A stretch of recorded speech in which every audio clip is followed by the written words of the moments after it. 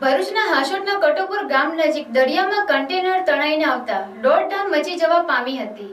બનાવની જાણ થવાની સાથે જ દહેજ મરીન અને હાંસોટ પોલીસનો કાફલો ઘટના સ્થળે પહોંચ્યો હતો અને તપાસ હાથ ધરી હતી। ભરૂચના હાંસોટ તાલુકા કટોપુર ગામ નજીક દરિયો અને વન ખાડીનો સંગમ થાય છે।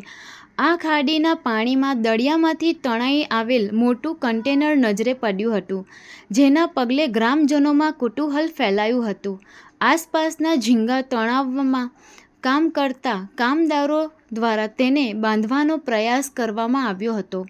આ તરફ આ અંગેની જાણ થતાની સાથે જ દહેજ મરીન પોલીસ તેમજ હાંસોટ પોલીસનો કાફલો સ્થળ પર પહોંચ્યો હતો અને તપાસ કરતા કન્ટેનરમાં બાળકોના બૂટ ચંપલનો જથ્થો હોવાનું બહાર આવ્યું છે।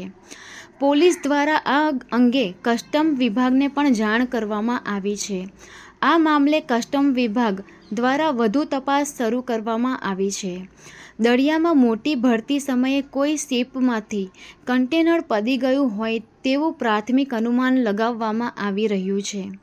જો કે આ કન્ટેનર કોનું છે અને કઈ રીતના ઘટનાઓનો ભોગ બન્યું છે સહિત વિભાગ તપાસ બાદ બહાર આવશે તેમ માનવામાં આવી રહ્યું છે।